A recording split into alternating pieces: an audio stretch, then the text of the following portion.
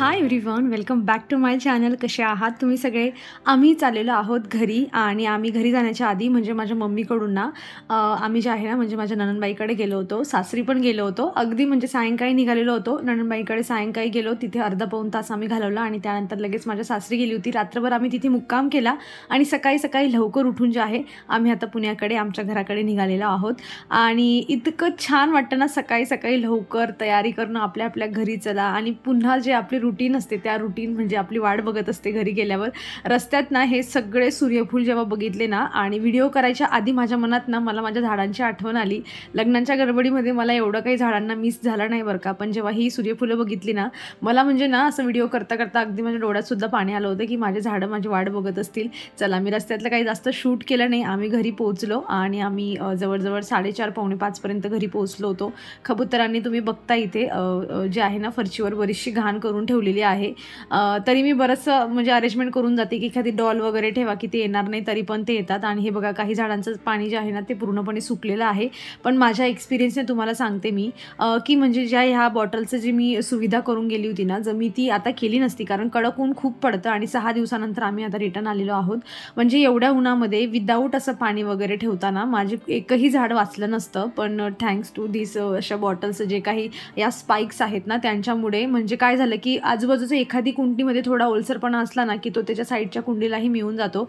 आल्या आल्या तर मी सगळ्यात आधी म्हणजे हे जे जास्वंद आहे, तुम्हाला माहिती आहे किती मोठे त्याला फ्लावर्स येतात आणि त्यापैकी 2 जास्वंद बऱ्यापैकी थोडे सुकलेले होते. हे जे इकडचं दिसतंय ना तुम्हाला, तर ते पण सुकलं होतं. माहीत नाही सकाळी काय गडबडी म्हणजे माझ्या डोक्यात आलं आणि त्यालाच मी ना म्हणजे छोटी बॉटल लावून गेली होती. मोठी बॉटल लावली असती ना ते एवढे त्याचे खराब हाल झाले नसते. आणि कबुतरांनी बघा हे परत इथे बसण्याचा प्रयत्न केला असेल आणि हे इथलं तोडून टाकलेलं आहे. म्हणजे असा वैताग येतो ना त्यांचा. ठीक आहे, तुम्ही कचरा करताय, काय करताय, आवरतोय आम्ही सगळे लोक, पण तरी असं तोडण्याची कामं, छोटी छोटी रोपं असतात ती पण उकरून फेकून देतात. ते हे मला जेव्हा म्हणजे झाडांसोबत असं काही होतं ना मग मला खूप वैताग येतो. मग ते कबूतर असो की कोणी दुसरं व्यक्ती करणारं असो, मला खूप म्हणजे खूप वाईट वाटतं मला या सगळ्या गोष्टींचं की नको केलं पाहिजे. तुम्ही या, आता घरी कोणी नाही आहे, आरामशीर कोपऱ्यात बसा, तुम्हाला घाण करायची बाबा, आम्ही येऊन नंतर क्लीन करतो. पण असं जाताना इतकं फडफड करून उडण्याची काही गरज नाही. कोणी तुम्हाला हाकलवत पण नाही. ठीक आहे, आम्ही आलो, हकलवलं तुम्हाला, मग तुम्ही घाबरून उडताय आणि मग तुटतंय. ठीक आहे, चला खूप झालं कबुतरांचं. बघितलं ना तुम्ही, पत्ता जे आहे ना म्हणजे पूर्ण असं सुकडा झालेला आहे. हे जे आहेत ना थोडं फ्रेश आहे हे, पण पाण्याची कमतरता तर होतीच कारण आल्यावर सुकलेलं होतं. तुळशी माझी छान आहे बऱ्यापैकी, सो ह्यावेळेस काही तुळशी जाणार नाही. आणि हे 2-4 जे काही पिटुनिया होते ना तर ते पण सुकलेच आहेत. म्हणजे त्यांच्यामध्ये मी बॉटल्स वगैरे नव्हत्या लावल्या. माझ्याकडे ते स्पाइक्स तर होते पण माझ्याकडे बॉटल्स एवढ्या 12 बॉटल अवेलेबल नव्हत्या आणि त्या बाकीच्या बॉटल त्याला बसत पण नाही व्यवस्थित. सो यांना जे मी उतरवलं पण नव्हतं खाली, हे उन्हातच होतं इथे, पण तरी पण ती झाडं चांगली आहे. तुम्ही अलामंडा बघितला, मी दाखवला, अलामंडा पण खूप छान आहे.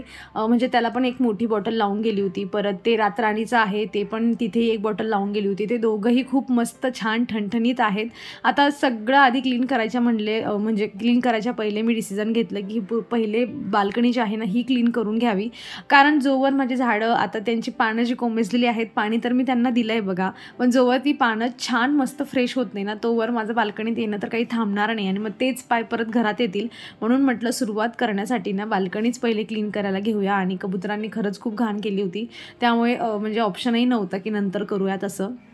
पाण्याची बकेटच घेतली मी आणि पूर्ण बाल्कनी म्हटलं डायरेक्ट पाणी टाकून व्यवस्थित क्लीन करून घ्यावी, जेणेकरून झाडांना पण जे आहे कुंडांच्या खालून पाणी मिळेल आणि लवकरात लवकर ते फ्रेश होतील. भरपूर भाजीपाला आणलाय मी. ही कच्ची केळं माझ्या सासूबाईंनी त्यांनी दिलेली आहेत. त्यांच्याकडे मिरची वगैरे होती. मी सांगितलं त्यांना की मम्मी त्यांच्याकडून मिरची वगैरे आणली, तरी पण त्यांनी दिली की घेऊन जा, इकडे भरपूर स्वस्त बी होतं असं म्हणून. आणि म्हणजे सत्यनारायणची पूजा वगैरे झाली तर त्या दिवशी पप्पांनी ते सकाळी भाजीपाला आणण्यासाठी गेलेच होते. मग तेव्हा जास्तीचा भाजीपाला आणला होता की मी पण जाते तर मी पण घेऊन जाईल, म्हणून एवढा भाजीपाला जो आहे तो आणला. पण पर्टिक्युलर म्हणजे मी जाणार आहे आणि अशा ह्या हिशोबाने जर भाजीपाला आणला असताना तर भरपूर अजून हिरवा भाजीपाला आला असता. पण आमचं फिक्स नव्हतं की आम्ही आज जातो की उद्या जातो अशा हिशोबाने. पण आम्ही सत्यनारायण झाला, जेवण वगैरे झालं आणि 3-1 वाजता आम्ही जे आहे तिकडे सासूबाईंकडे जाण्याचं डिसिजन घेतलं. कारण आपण एवढ्या लांब गेलेलो असतो, मग असं वाटतं की चला आहे वेळ तर थोडा जो आहे वेळ सगळ्यांकडे फिरून येऊया. आणि बघा, मी जाण्याच्या आधी ना जे किड्यांचं औषध असतं ना, कॉक्रोच वगैरे जे छोटे छोटे किडे घरात होतात, तर त्यांचं जे औषध आहे गेट आउट नावाची क्रीम असते ती मी अशी टिश्यू पेपरवर ना बऱ्याचशा ठिकाणी अशी ठेवून गेली होती. सोफ्याच्या खाली वगैरे पण मी पूर्ण क्लीन करून तिथे ठेवून गेली होती. कारण आपण एवढे दिवस घरात नाही म्हणल्यावर मग त्यांचं त्यांचं वास्तव्य जे असणार आहे ते पूर्ण त्यांचंच घर असतं. मग असलेच तर मग ते बाहेर निघून निवांत फिरतात. तर मग त्यामुळे त्यांना काही खावंसं वाटलं तर त्यांचं खाद्य आपण पहिलेच ठेवून द्यायचं, जेणेकरून आलं खाल्लं तर मग तिथेच जागी ते नाहीसे होतात. असं मी सगळं सेटिंग आधीच करून गेली होती. सो या छोट्या छोट्या गोष्टी जेव्हा आपण करून जातो ना, त्याच्यानंतर मग घरामध्ये किडे होत नाही. आणि खरंच सांगते मी, माझ्या घरामध्ये म्हणूनच किडे नाहीत. आणि 2-4 दिसले पण ना की मी लगेच ॲक्शन घेत असते, कारण ते एकदाचे वाढलेत ना की मग आटोक्यात अजिबात येत नाही. त्यामुळे जे आहे, मी कधीही मी असं बाहेर गेली 2-3 दिवसासाठी पण जात असली ना, मी असं ठेवून जाते. मोकळ्या रस्त्यात जे आहे घरामध्ये वगैरे ठेवून जायचं, त्याच्याने मी होत नाही. मग मी त्याच्यानंतर पूर्ण किचन जो होता तो क्लीन करून घेतला, कारण हा सगळा भाजीपाला मला रचून ठेवायचा होता. त्यासाठी किचन क्लीन पाहिजे. आणि कितीही दरवाजा खिडक्या तुम्ही लावून जा, म्हणजे आता परिस्थिती अशी झाली आहे ना की सकाळी आपण जेव्हा सकाळी उठतो ना, रात्री क्लीन केलेल्या किचनवर सुद्धा बारीक लेअर जी असते ती धुळाची दिसते. आम्ही तर आता 6 दिवस नव्हतो म्हटल्यावर किती धूळ आली असेल बघा. तर मी सगळं आधी क्लीन केलं म्हणून. आणि आता हा सगळा भाजीपाला जो आहे तो व्यवस्थित जो आहे तो फ्रीजमध्ये लावून देते.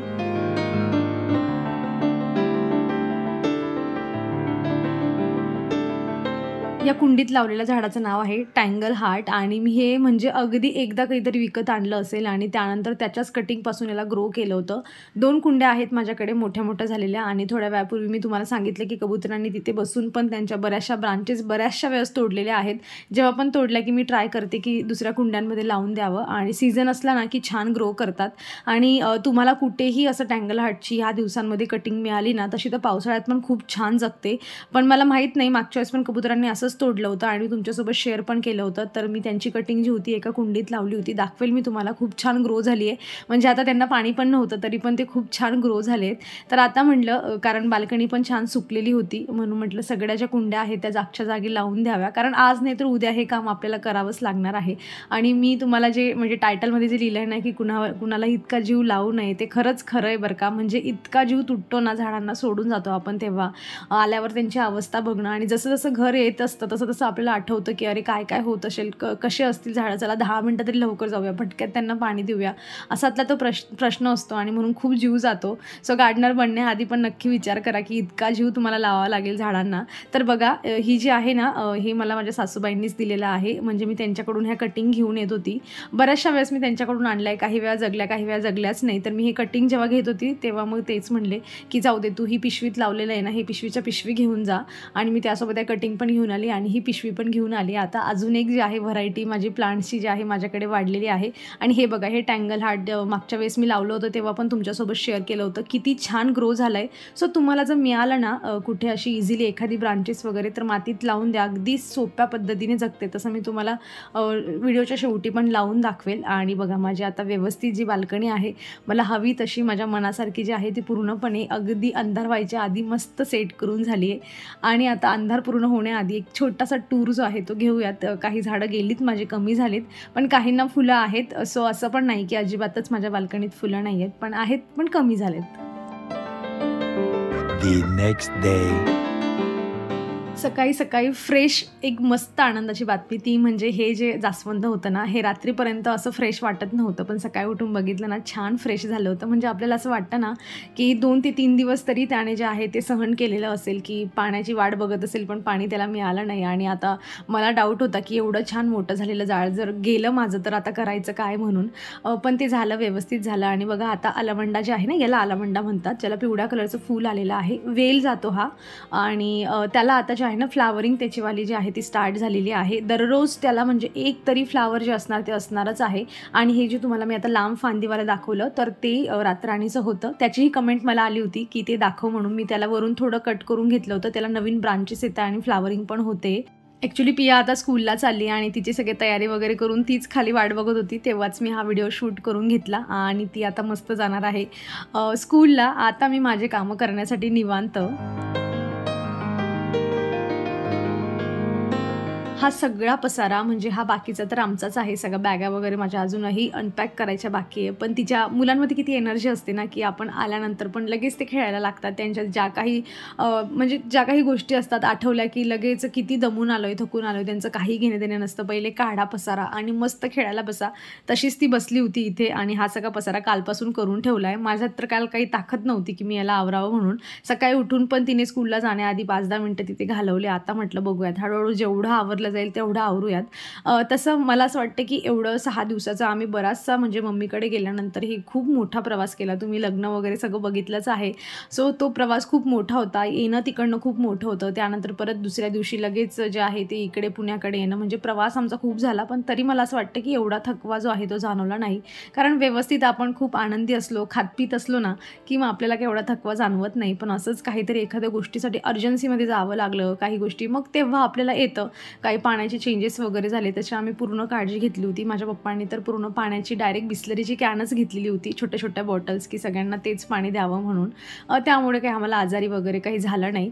आणि बघा ना, म्हणजे कायच करायचं लोकांचं. मी एका शॉर्ट व्हिडिओमध्ये पिंक कलरची साडी वेअर केली होती. हळदी-कुंकूचं असं त्याचं टायटल होतं.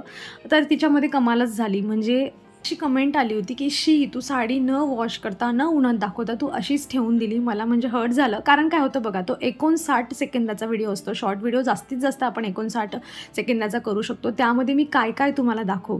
सगळं हायजीन वगैरे प्रॉपर तुम्ही मला भरपूर दिवसापासून फॉलो करताय. ते कदाचित नवीन असतील म्हणून त्यांनी अशी कमेंट केली असेल. पण हळूहळू ओळखतील ते मला. मी बऱ्यापैकी हायजिनिक राहण्याचा प्रयत्न करते. घर व्यवस्थित क्लीन असतं, कपडे वगैरे सगळं माझं व्यवस्थित असतं. पण ते नवीन असतील म्हणून माहीत नसते बऱ्याचशा लोकांना. हळूहळू होईल त्यांनाही माहिती. पण आज आवर्जून हे व्हिडिओमध्ये मी शेअर करते की बघा, सगळ्या साड्या मी व्यवस्थित उन्हामध्ये वाळवत टाकते. कारण आता बाकीच्या तर खूप कमी घातल्या आहे. हळदीची साडी मी विचार करते की हिला वॉश करू की नको करू, पण म्हटलं तो विचार करेपर्यंत तिला ॲटलिस्ट उन्हात तरी टाकून देऊया. आणि मग जमलंच तर मग शॅम्पू वगैरेच्या पाण्यामध्ये जे आहे तिला वॉश करून मस्त मग घडी घालून ठेवेल. पण लग्नाची तर काय एवढी खराब झालेली नव्हती, त्यामुळे एवढं काही. पण हळदीची आहे थोडी खराब, पण मी विचार करते कारण ती थोडी कॉटनमध्ये आहे ना, त्यामुळे काय होतं की कॉटनला मग थोडे असं श्रिंक पण होऊन जाते आणि थोड्या अशा चुन्या पण पडायला लागतात. म्हणजे त्यामुळे मला थोडी भीती वाटते की तिला अजून एखादा घालावी आणि मग तिला वॉश करावी. सो चला, अशा पद्धतीने उन्हात ठेवलेलं होतं. मशीन पण माझं लावलेलं होतं. आता ते सगळे कपडे पण वाळवत जे आहे ते मी घालून घेते.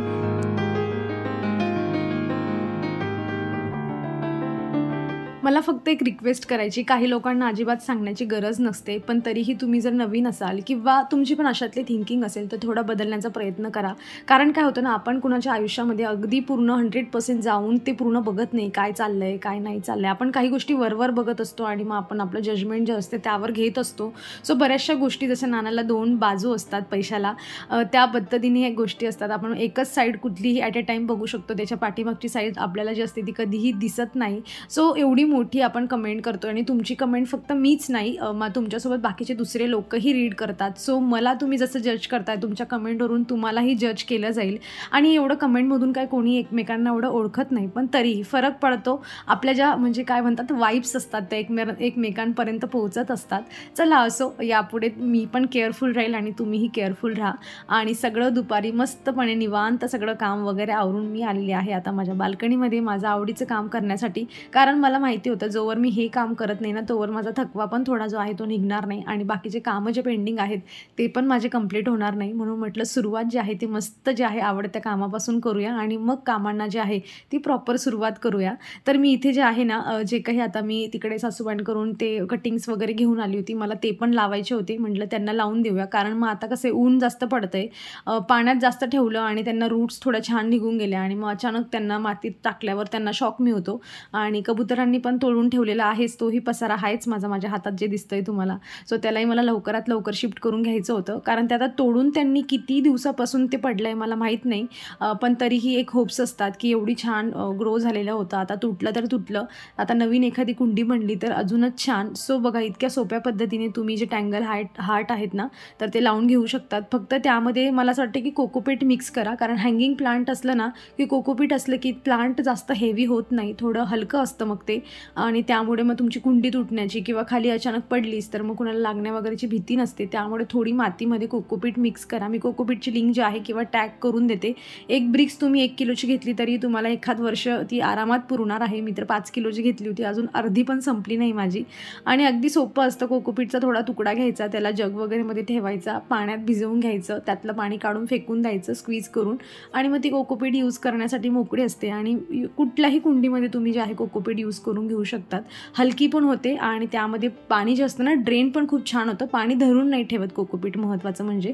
त्यामुळे बरेचसे गार्डनर असतात जे कोकोपीट यूज करतात. बजेट नसेल मला माहिती आहे, हळूहळू होतं सगळं. जेव्हा बजेट वाटलं तेव्हा घ्या, पण सध्या तुम्ही 1 किलोपासून सुरुवात करून घेऊ शकतात. तर आता जसं तुम्ही प्रोसेस बघितली ना त्या पद्धतीने छोट्या छोट्या मी कटिंग्स घेतल्या आणि त्या लावून दिल्या तिथे. त्यावर कोकोपीट जी होती ती मस्त वरून टाकून दिली आणि छान पाणी टाकून द्यायचं आणि सावलीत ठेवायचं बरं का, उन्हात नाही ठेवायचं. सावलीत छान 8-1 दिवस पडू द्यायचं. मग त्यानंतर तुम्ही उन्हामध्ये वगैरे ठेवू शकतात. आणि टँगल हार्टला कधीही लक्षात ठेवा, मी माझ्या एक्सपिरियन्समधून सांगते की त्याला कधीही जास्त सुकू द्यायचं नाही. तेच माती जी आहे ना ती थोडी मॉइस्ट असली पाहिजे. अगदी म्हणजे खूपच सुकून गेलं आहे असं नाही होऊ द्यायचं. किंवा मग वरची माती चेक करायची, थोडं ड्राय वाटतंय लगेच छान पाणी देऊन द्यायचं आणि मस्त ग्रो करतात.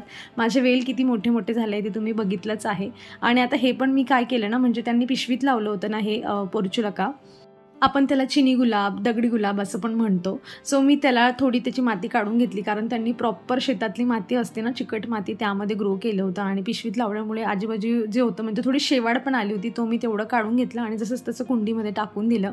आणि ज्या कटिंग्स आणल्या होत्या ना त्यांच्या खालचे जे पण काही लीव्स आहेत ना ते सगळे पत्ते असे काढून घेतले हाताने आणि म्हणजे माती छान प्रिपेअर करून घेतली होती. यामध्ये पण कंपोस्ट वगैरे ॲड केलेलं आहे आणि कोकोपीट पण यामध्ये ॲड केली मी. आणि नॉर्मल आपली गार्डनची जी सॉईल असते ना तर ती असं सगळं मिक्स करून जे आहे कुंडी भरून घेतली आणि फक्त असं खोचून देते त्यामध्ये आणि झालं. एवढ्या सोप्या पद्धतीने जे आहे आपण कटिंग्स लावून जे आहे नवीन नवीन झाडं जे आहेत ते तयार करून घेऊ शकतो.